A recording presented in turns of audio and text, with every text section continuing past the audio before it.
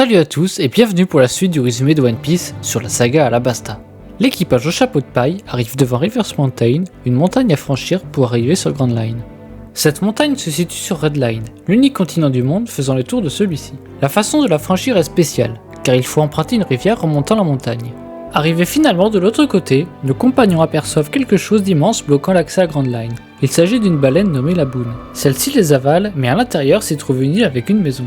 Il s'y trouve un dénommé Crocus, un ancien pirate qui s'est installé à l'intérieur de la baleine pour la soigner étant aussi docteur. En effet, la Boune se frappe régulièrement la tête contre la montagne et son crâne est recouvert de cicatrices. Elle fait cela car elle veut retrouver un équipage avec qui elle avait navigué. Elle lui avait dit d'attendre leur retour, Grand Line étant trop dangereux. Cela fait 50 ans qu'elle attend. Deux mystérieux personnages font irruption sur le navire. Leur objectif, tuer la baleine pour la donner à manger à leur village. Ils font partie d'une organisation secrète. Leur nom, Mr. Nine et Miss Wednesday. L'équipage sort finalement de la baleine par une porte installée par Crocus dans celle-ci. Pour éviter que la Boune continue à se blesser, Luffy la combat et fait la promesse de la retrouver une fois fait le tour du monde pour finir le combat. Crocus leur offre un log pause, qui est essentiel pour naviguer sur Grand Line, car une boussole classique n'y fonctionne pas. Il fonctionne en enregistrant le champ magnétique d'une île et à pointer vers celle-ci.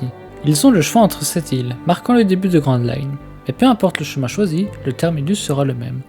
Laugh Tale, une île légendaire où seul le roi des pirates y a accosté et y aurait laissé le One Piece. Les deux membres de l'organisation reviennent et supplient Luffy de les ramener sur l'île Whiskey Peak. Celui-ci accepte. Après une traversée difficile, due au climat extrême de Grand Line, nos amis arrivent sur Whiskey Peak, une île composée de cactus géants. Les habitants de l'île, en les voyant, les acclament et organisent un banquet en leur honneur. Mais c'est en réalité un piège tendu par Miss Wednesday et Mr. Nine qui font partie de Baroque Works, une organisation secrète où tous les membres ont des noms de code et exécutent les ordres du patron dont ils ignorent tout. Tous les habitants de l'île en font partie et veulent s'emparer de la prime de Luffy pendant que tout l'équipage dort.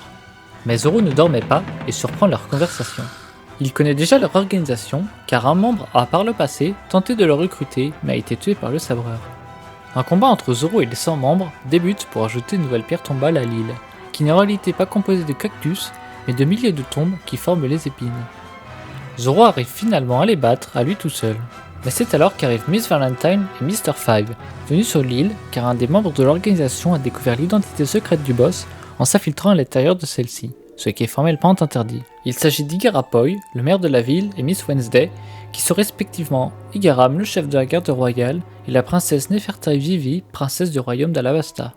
Igaram, vaincu par Mr. Five, qui a mangé un fruit du démon rendant toutes les parties de son corps explosifs, propose à Zoro une énorme récompense, et Nami qui s'était réveillé accepte pour 1 milliard de berries. Igaram révèle à Nami que plus son chiffre de l'organisation est petit, plus il est fort, et que l'homme à sa tête est Mr. Zero. Luffy attaque Zoro, qui défend de la princesse car celui-ci n'est pas au courant que ce sont des chasseurs de primes, et en veut à Zoro de les avoir attaqués. Miss Valentine attaque Zoro avec le fruit du kilo qui permet de changer son poids. Mais dérangeant leur combat, Luffy et Zoro battent les deux possesseurs de fruits, puis Nami les ramène à la raison.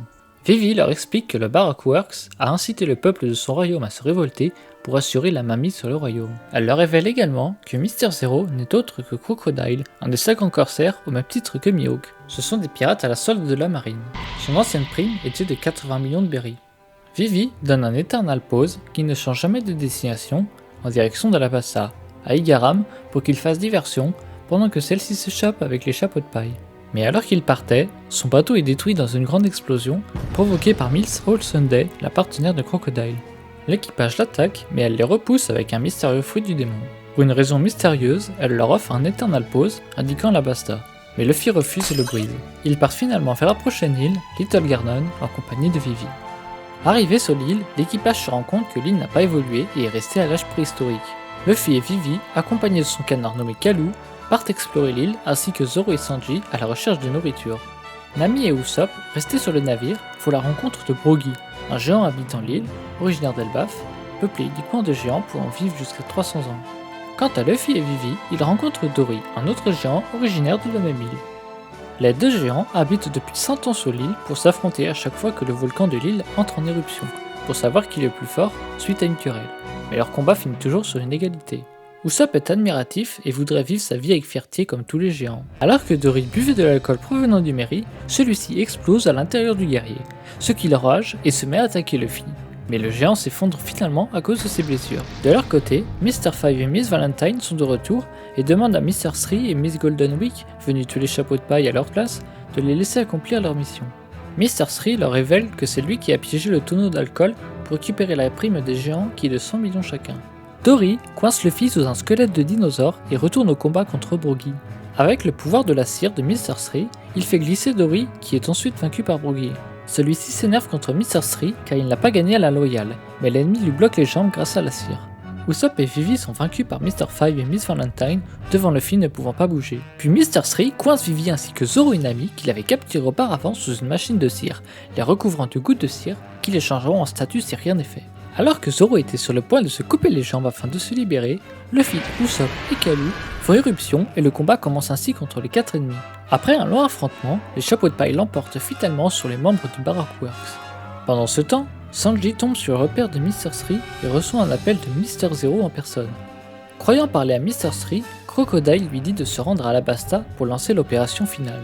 Les Unlockies, des membres chargés de vérifier si l'opération de Mr. Three est un succès, tombent sur Sanji et l'attaquent. Celui-ci les vainc facilement, mais Crocodile comprend que Mr. Three n'avait pas fini sa mission. Il raccroche et décide d'envoyer Mr. Two pour l'éliminer, le jugeant incapable. Sanji retrouve le reste de l'équipage qui décide de partir pour Alabasta, ce dernier ayant récupéré un Eternal Pose indiquant Alabasta sur le corps des Unlockies. Sur le départ, un poisson rouge géant les attaque mais est découpé en deux par les géants et ainsi peuvent reprendre leur route vers Alabasta.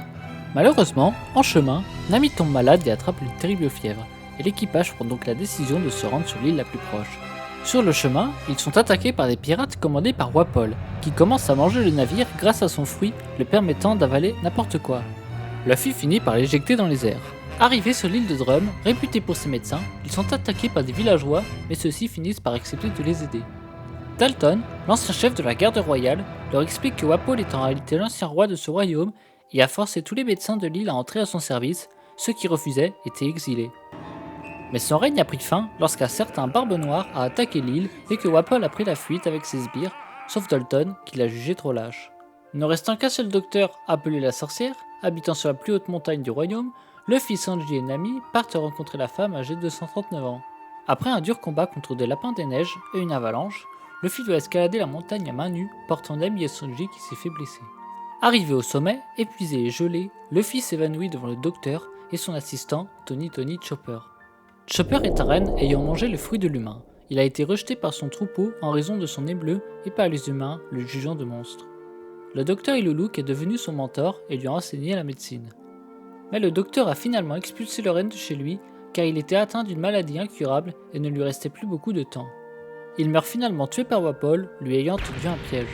Wapol, de retour dans le royaume, arrive au château mais est finalement battu par Luffy qui décide de recruter Chopper et part enfin vers Alabasta avec Nami soignée et un médecin de bord. L'équipage parti, les villageois découvrent la prime de Luffy et en voyant son nom, Kureha révèle que le véritable nom du roi des pirates n'était pas Gold Roger mais Goldie Roger, et contient la même initiale du D que Monkey D. Luffy et évoque une mystérieuse volonté du D. Sur la route, l'équipage fait la rencontre de Bon Clay, qui grâce à son fruit peut prendre l'apparence de tous ceux qu'il touche. Il se lie d'amitié avec lui, mais une fois parti, Vivi se rend compte qu'il s'agissait de Mr. Two. De ce fait, ils décident de mettre un bout de tissu blanc qui cache une croix sur leur poignet pour se reconnaître au cas où Mr. Two venait à prendre leur apparence. Ils arrivent à Nanohana, ville portuaire d'Alabasta, et Luffy se rend dans un bar, mais croise Poker qui convoitait Podcast the Ace, membre de l'équipage de Barbe Blanche et le frère aîné de Luffy. Smoker s'en prend à Luffy, mais a aidé Dace qui laisse l'équipage s'enfuir de la ville.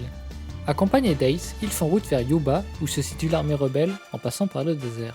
Ace les quittera au milieu du chemin et confie à Luffy un bout de papier qui leur permettra de se retrouver.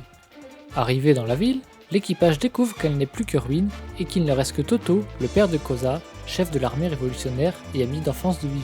Sur le départ, Toto confie le peu d'eau qu'il avait trouvé à Luffy et fait en route vers Red Base, là où se situe la base de Crocodile.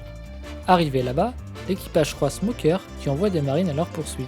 Luffy, Nami, Usopp et Zoro, poursuivis par Smoker, entrent dans les casinos. Mais étant le report de Crocodile, ils tombent dans un piège et se retrouvent enfermés dans une cage en granit marin, empêchant ceux qui la touchent d'utiliser leurs fruits. Crocodile commence à inonder la pièce, mais Sanji ayant fait diversion, réussit à ouvrir la cage grâce à Mr. Three, qui avait été laissé pour mort par Crocodile après une réunion des plus puissants membres de l'organisation pour l'étape finale de leur plan. Luffy demande à Zoro de sauver Smoker. Leur étant reconnaissant, il les laisse partir pour cette fois, et l'équipage part pour Alobarna, la capitale du royaume, là où la guerre civile va bientôt commencer. Mais Crocodile attrape Vivi grâce à son fruit du sable, Luffy la sauve et décide de rester affronter l'ennemi pendant que l'équipage continue sa route. Malheureusement, Luffy est incapable de le toucher, et il finit par se faire transpercer par le crochet du corsaire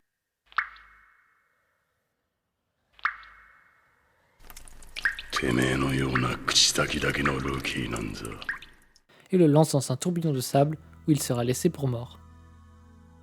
Arrivé à la capitale, à cause du Barracks Works, Vivi n'arrive pas à empêcher les rebelles d'attaquer la ville et la guerre commence. Après plusieurs combats très difficiles, les Chapeaux de Paille remportent tous leurs combats contre les plus puissants membres de Barracks Works. Vivi arrive finalement au palais royal, là où Crocodile tient le roi Nefertari Cobra et perd Vivi en otage, accompagné de Miss All Sunday. Crocodile finit par jeter Vivi du haut du toit, mais heureusement, Luffy, qui a été secouru par la partenaire de Mister Zero, arrive à temps pour sauver la princesse sur le dos de Pell, un des gardes du royaume ayant mangé le fruit du faucon. Le combat entre Luffy et Crocodile reprend, mais finit encore une fois par une défaite de Luffy, mais grâce à l'eau de Toto, il découvre qu'il peut toucher son ennemi lorsque celui-ci en est recouvert. Luffy part finalement à sa poursuite dans le mausolée royal qui contient un poneglyphe composé d'un langage très ancien, seulement déchiffrable par Nico Robin, le vrai nom de la partenaire de Crocodile. Il contiendrait des infos sur une arme antique capable de détruire le monde que convoite le pirate. Mais Robin ne lui révèle rien, ce qui l'énerve et se débarrasse d'elle. Pendant ce temps, Vivi et le reste de l'équipage cherchent une bombe qui doit exploser dans très peu de temps et raser la capitale. Ils la trouvent enfin, mais malheur, la bombe ne peut être éteinte. Ainsi, Pell se sacrifie et vole jusque dans le ciel, où la bombe explose.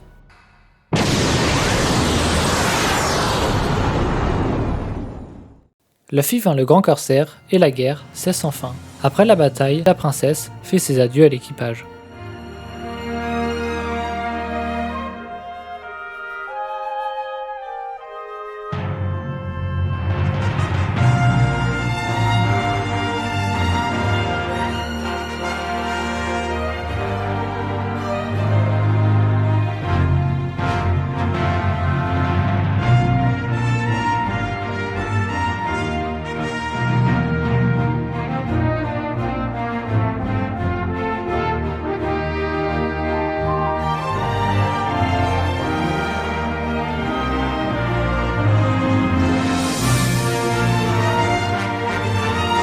これから何が起こっても左腕のこれが仲間の印だ。